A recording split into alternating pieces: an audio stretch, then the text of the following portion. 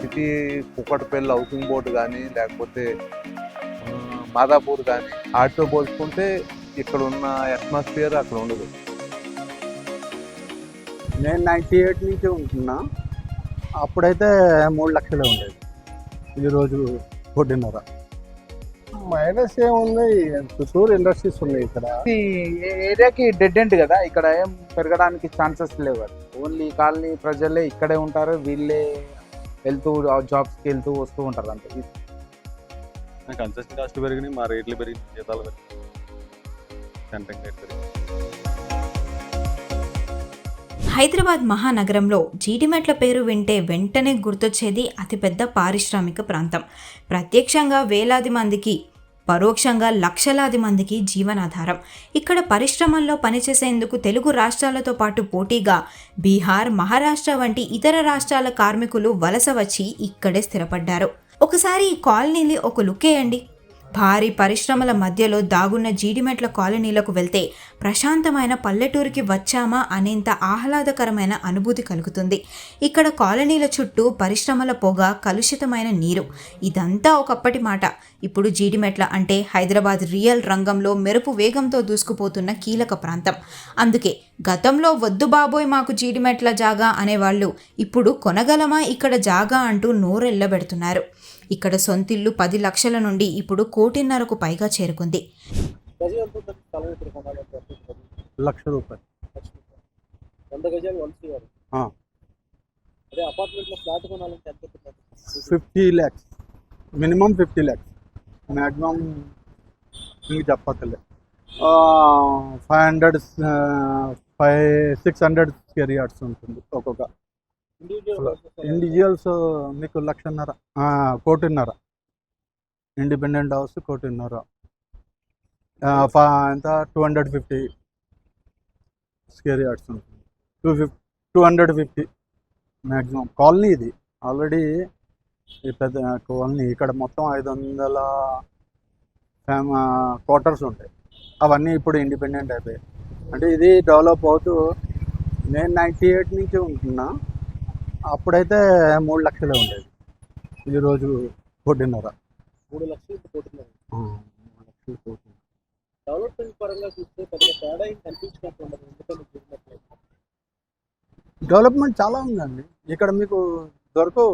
మీకు అంటే ఇప్పుడు అపార్ట్మెంట్స్ ఎక్కువ కడుతున్నారు కాబట్టి రెంట్కి ఎక్కువ ఉంటారు, రెంట్ వాళ్ళు ఎక్కువ ఉంటారు. అదనమాట. బిజినెస్ నార్మల్ మినిమం బిజినెస్ ఉంటుంది, అట్లేం లేదు, పర్వాలేదు జీడిమెట్ల. కానీ పొల్యూషన్ ఏరియా, ఇండస్ట్రియల్ ఏరియా కదా మొత్తం జీడిమెట్ల. కొంచెం ఇప్పుడు అప్పుడు ఉండే పొల్యూషన్ ఇప్పుడు ఏం లేదు. మంజరా వాటర్ అన్నీ కన్వీనియంట్. ఇప్పుడు ఇక్కడ ఏం ప్రాబ్లం ఏం లేదు. ఇదివరకు అంటే ఉండేది కాదు. ఇదివరకు ప్రాబ్లం ఎక్కువ ఉండి, ఇప్పుడు ఏం లేదు. కంపెనీలో మన టోఫాజ్ బ్లేడ్ వాళ్ళు చేసిన వాళ్ళంతా వెళ్ళిపోతున్నారు, కొత్త వాళ్ళు వస్తున్నారు. రియల్ ఎస్టేట్ సాధారణంగా నడుస్తుంది, అంత ఫాస్ట్ లేదు, స్లోగా మూవ్మెంట్ ఉంది. రేట్లు ఎలా ఉంటాయండి కంపేర్ చేసినప్పుడు? పక్కన ఉన్న కూకట్పల్లి ఇవన్నీ ఆ ఏరియాకి ఈ ఏరియాకి డిఫరెన్స్ ఉంది. ఈ ఏరియాలో సెఫ్ట్ 4,000, 4,500 అట్లా నడుస్తుంది. ఓపెన్ ప్లాట్స్ వచ్చేసరికి ఎంత ఉంటాయండి కాస్ట్? ఓపెన్ ప్లాట్ ఏరియాని బట్టి ఉంది. రోడ్డు వేసుకోకపోతే ఉంటుంది, లోపలికి వచ్చింటుంది. ఒక 100 గజాల ఫ్లాట్ ఇక్కడ ఎంత అవుతుంది? 50 నుంచి 60 లక్షలు అవుతుంది. అంటే 2PK ఫ్లాట్ కొనాలంటే అపార్ట్మెంట్ ఎంత ఉంటుంది? 40 నుంచి 50 లక్షలు. డెవలప్మెంట్ ఏమన్నా స్లోగా గ్రో ఉందిగా, కంటిన్యూ గ్రో అవుతూనే ఉంది. మైనస్ ఏంటండి ఇక్కడ? మైనస్ ఏముంది, చుట్టూరు ఇండస్ట్రీస్ ఉన్నాయి ఇక్కడ. ఇండస్ట్రీస్ ఉన్నా కంటిన్యూ గ్రో ఉందిగా, ఇంతకుముందు నుంచి గత 20 years నుంచి గ్రో అవుతూనే ఉంటుంది. ఎందుకు తక్కువ ఉందండి? అంత స్పీడ్ ఎందుకు లేదు ఇక్కడ? ఇది ఇండస్ట్రియల్ ఏరియా కదా, స్పీడే ఉంది. గ్రోత్ నెమ్మదిగా ఉంటుంది. మెయిన్ మైనస్ ఏంటంటే ఇక్కడ అంత స్లోగా ఉండడానికి పక్కన ఉన్న హైదరాబాద్ నగరంలో ఉన్న సిటీస్ అన్ని కూడా వేగంగా డెవలప్ అవుతున్నాయి. ఏరియాలో ఇదే ఇండస్ట్రియల్ ఏరియా, ఇది పక్కన కదా. మూల కదా. ఇప్పుడు ఎవరైనా డెవలప్ అయిన సిటీ వెళ్తున్నారు కానీ సిటీ నుండి ఇక్కడ రారు, వస్తారు. ట్రాన్స్పోర్ట్ ఏమైనా ఇబ్బందా, వాటర్ సమస్య, ఎందువల్ల ఇక్కడ ఎక్కువ ప్రిఫర్ చేయరు ఎందుకని? ట్రాన్స్పోర్ట్ ఇక పెద్ద ఇబ్బంది లేదు కానీ కొద్దిగా వాటర్ కొద్దిగా ఇబ్బంది. అపురూప అంటే ఎలా సార్, వాటర్ పొల్యూషన్ అంటే మాకు లేదు కానీ కొద్దిగా ఇబ్బంది. అపురూపాగా అయితే కొద్దిగా బాగానే ఇబ్బంది. ఎక్కువ పొల్యూషన్ పొల్యూషన్ ఎక్కువ ఎవరు ఉంటారు ఈ కాలనీలో? ఎంప్లాయీసా లేదా వేరే స్టేట్స్ నుంచి వచ్చిన వాళ్ళ? అందరూ ఉంటారు. ఎక్కువగా కంపెనీలో పనిచేసిన వాళ్ళు ఎక్కువ. ఈ గవర్నమెంట్ ఎలా ఉందండి స్టేట్ పరిస్థితి ఇక్కడ? ఈ గవర్నమెంట్ ఆ గవర్నమెంట్ లేదు, ఇక్కడ అయితే డల్గానే ఉంటుంది. పెద్ద మార్పు ఏం లేదు. ఏ గవర్నమెంట్ అయినా ఉంటాయి. హైదరాబాద్లో ప్రైమ్ ఏరియా కుకట్పల్లికి కూతవేట దూరంలో ఉన్న జీడిమెట్ల పారిశ్రామిక ప్రాంతంలో పరిశ్రమలు దాటుకొని లోపల కాలనీలకు వెళ్తే భాగ్యనగరంలో ఒక కొత్త ప్రపంచాన్ని చూసినట్లు ఉంటుంది. గత 10 ఏళ్ల కాలంలో జీడిమెట్ల కాలనీలు అత్యంత వేగంగా అభివృద్ధి చెందాయి. ముఖ్యంగా దశాబ్దాల నుండి వెంటాడుతున్న తాగునీరు, పారిశుద్ధ్యం, కాలుష్యం వంటి సమస్యలకు పరిష్కారం లభించింది. ఈ ప్రభావంతో రియల్ ధరలు విపరీతంగా పెరిగిపోయాయి. గజం 20,000 నుండి ఏకంగా 75,000, కొన్ని చోట్ల 1,00,000కు పైగా ధర పలుకుతోంది. అయితే తాజాగా ధరలు ఏమాత్రం తగ్గలేదు. కానీ హైదరాబాద్ వ్యాప్తంగా రియల్ రంగం మందకోడిగా ఉండడంతో కొనుగోళ్లు, అమ్మకాలపై ప్రతికూల ప్రభావం చూపుతోంది. ఎక్కువ డెవలప్మెంట్ ఇప్పుడు ఏ టర్మ్లో జరిగింది? 10 ఏళ్ల కాలంలో జరిగిందా? 10 ఏళ్ల కాలంలో అప్పుడే ఎక్కువ జరిగింది ఇప్పటికంటే. ఇప్పుడు ఆగిపోవడానికి మైనస్ ఏంటంటే ఎందుకు స్లో అయింది ఈ ఏరియాలో? మార్కెట్ అయి ఉండొచ్చు, ఇంకా సమ్ చాలా రీజన్లు ఉన్నాయి దానికి. మార్కెట్ అల్లు ఉండొచ్చు, ఇంకా అక్కడ యుద్ధమే కావచ్చు, ఇంకా గవర్నమెంటే కావచ్చు, ఇంకేదైనా సమ్ ప్రాబ్లం వల్ల మార్కెట్ ఆగిపోయింది రియల్ ఎస్టేట్ మార్కెట్. ట్రీట్మెంట్ అనుకుని ఉన్న ఏరియాలు ఏవైతే ఉన్నాయో సుచిత్ర కానీ మిగతా ఏరియాస్ కూడా డెవలప్ అవుతుంది. అవును, రియల్ ఎస్టేట్ కూడా అదే స్థాయిలో పెరిగింది. అవును. ట్రీట్మెంట్లకి ఏం చేస్తారు? ఇది ఏరియాకి డెడ్ ఎండ్ కదా, ఇక్కడ ఏం పెరగడానికి ఛాన్సెస్ లేవు కదా. ఓన్లీ కాలనీ ప్రజలే ఇక్కడే ఉంటారు, వీళ్ళే వెళ్తూ జాబ్స్కి వెళ్తూ వస్తూ ఉంటారు అంతే. ఇది ఫ్లోయింగ్ కాదు కదా, ఇండస్ట్రియల్ ఏరియా కదా, ఇది డెవలప్మెంట్ కాదు. ఇంకా కనెక్టివిటీ లేదు, కనెక్టివిటీ లేదు. ఇంకా ఈ అపూర్వ కాలనీ దాటిందంటే నీకు డెడ్ ఎండ్ మొత్తం కెమికల్ కంపెనీ ఫ్యాక్టరీస్ అయినా అన్ని ఇండస్ట్రియల్ ఏరియా కదా. నీకు ఈ కాలనీకి వచ్చేది కూడా ఈ కాలనీ లోపల ఉందని కూడా చాలా మందికి అంతగా తెలియదు కూడా. ఎంప్లాయీస్ పాత ఉన్న వాళ్ళే ఎక్కువ శాతం ఇక్కడ ఉంటారు. ఎలా ఉన్నాయి ఫెసిలిటీస్? ఎలా ఉంటాయి కాలనీ? ఇక్కడ ఫెసిలిటీస్ సూపర్, చాలా బాగుంటాయి. వాటరే కానీ, రోడ్సే కానీ, ఇక్కడ ఉన్న వాతావరణం అన్నీ బాగుంటాయి. కానీ ఇక్కడ ఏంటంటే డెడ్ ఎండ్ కదా ఏరియా. గిటే ముందుకు వెళ్ళిపోతే ఏం ఉండదు, ఇంకా ఫ్యాక్టరీస్. ఇక్కడ ఉన్న వాళ్ళు ఇక్కడ నుంచి అటు జాబ్స్ వెళ్ళడం, వాళ్ళు రావడం, వాళ్ళు అలా వెళ్తుంటారు. ఫెసిలిటీస్ అయితే బాగుంటాయి ఇక్కడ, వాటర్ ఫెసిలిటీ కానీ అట్లా ఏమి ఉండదు.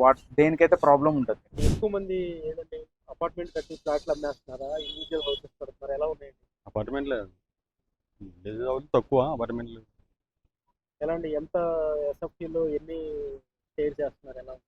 ఇక్కడ పర్మిషన్ ప్రకారం G+4 ల్యాండ్ బట్టే షేర్ బట్టే వేస్తాం. మేము ఇప్పుడు ఇది పర్మిషన్ ప్రకారం చేసిన సెట్ బ్యాక్ అంతా పూర ఖరాబ్ అవుతుందండి అన్నీ. ఎలా ఉందండి? అంటే వర్కర్స్ ఒక బిల్డింగ్ కట్టాలంటే ఎంతమంది వర్కర్స్ అవసరం అవుతారు ఏంటి? వర్క్ ఎలా ఉంది? మంచి పని దొరుకుతుందా ఇక్కడ జీడిమెట్ల ఏరియా? జీడిమెట్ల బాగానే ఉంది, కన్స్ట్రక్షన్ బాగానే జరుగుతుంది.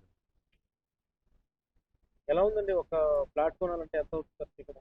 అదే ఎస్ఎఫ్టీ రేట్ని బట్టి లొకేషన్ ఏరియా, మెయిన్ రోడ్కి ఉంటే ఒక రేట్ ఉంటుంది, లోపలికి అయితే ఒక రేట్ ఉంటుంది.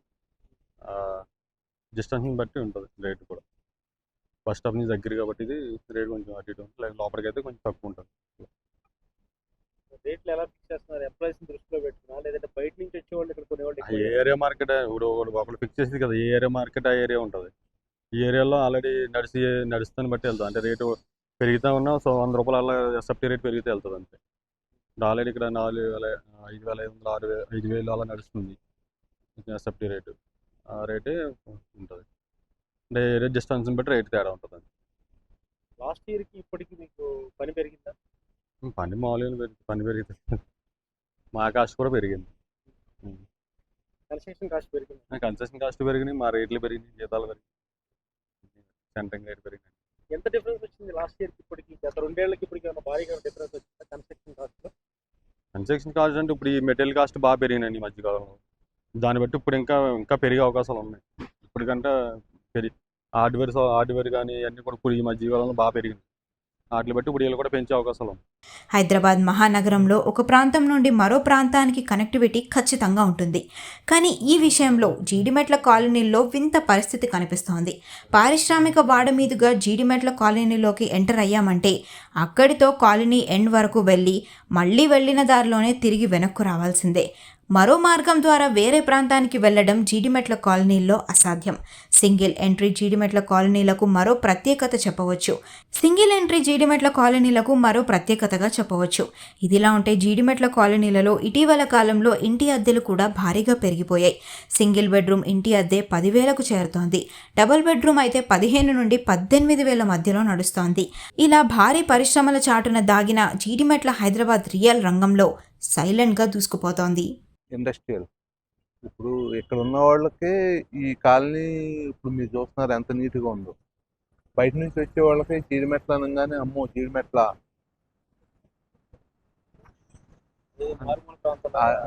ఇండస్ట్రియల్ ఏరియా మొత్తం పొల్యూషన్ ఉంటుంది, ఇదే గొడవ ఉంటుంది బయట నుంచి వచ్చేవాళ్ళు. కాకపోతే ఇక్కడికి వచ్చినోడు ఎవరు బయటికి పోరు. సిటీ కుక్కటపల్లి హౌసింగ్ బోర్డు కానీ లేకపోతే మాదాపూర్ కానీ వాటితో పోల్చుకుంటే ఇక్కడ ఉన్న అట్మాస్ఫియర్ అక్కడ ఉండదు. బయటకి ఏంటంటే ఇండస్ట్రియల్ ఏరియా పొల్యూషన్ అని చెప్పి జనాలకి అదొక ఇది పడిపోయింది. ఇక్కడ రావాలంటే ఇప్పుడు సపోజ్ మీరు జీడిమెట్లలో ఉంటున్నా అని చెప్తే అమ్మో జీడిమెట్ల అని చెప్పి వస్తారు. నాకు తెలిసినంత వరకు అయితే మాదాపూరు హౌసింగ్ బోర్డు వీటికంటే ఇక్కడ ఉన్న అట్మాస్ఫియర్ అక్కడ ఉంటుంది. ప్రోపగండా మాత్రం వేరేలా జరుగుతుంది. అవును అవును. మీరు ఎన్ని సంవత్సరాలు? మేము 20 years. 20 years నుంచి ఉన్నారు. రియల్ ఎస్టేట్ పరంగా గ్రోత్ మీరు బాగా పెరిగింది అనిపించింది ఇప్పుడు కానీ గమనించారు.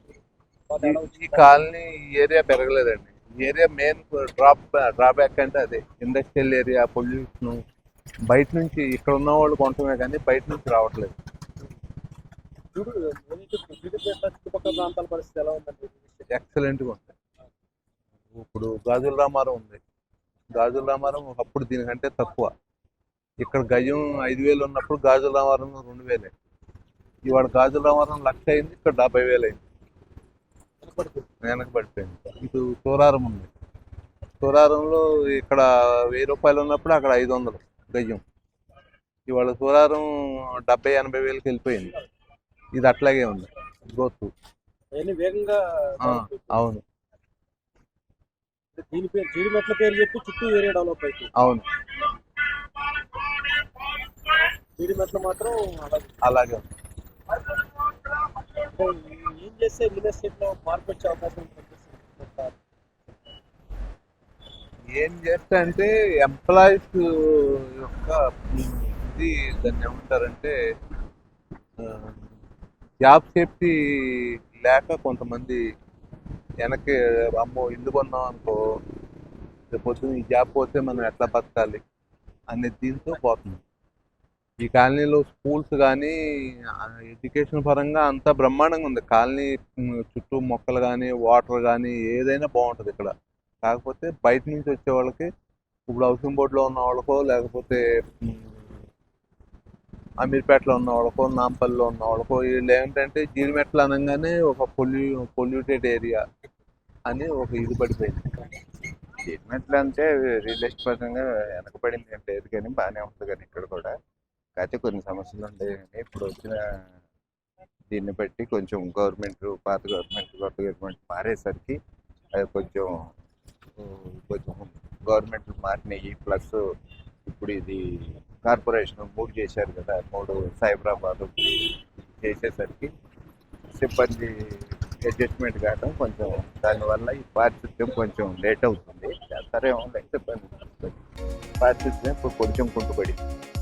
3 కార్పొరేషన్ చేసిన తర్వాత ఎఫెక్ట్ పడింది కానీ ఇంకా అది ఇంప్లిమెంట్లోకి రాలేదు కదా. 3 కార్పొరేషన్ చేశారే కానీ దాన్ని ఇంకా అమల్లోకి రాలేదు కదా. ఇప్పుడు అందరినీ మార్చాలి కదా. ఇప్పుడు సిబ్బంది కూడా దానికి తగ్గట్టు సిబ్బంది తీసుకోలేదు కదా, ఇంకా సిబ్బంది అంతా వస్తే దాన్ని బట్టి మైనస్ ఏంటంటే పారిశుద్ధ్య క్లీనింగ్ లేదు.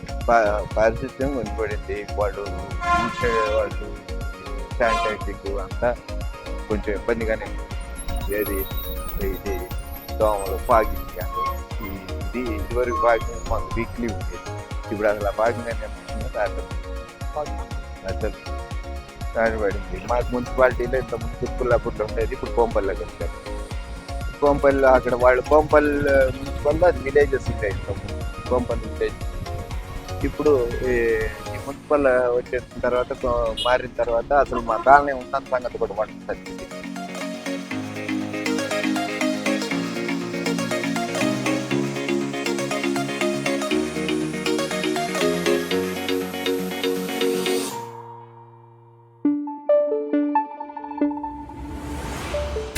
Thank you.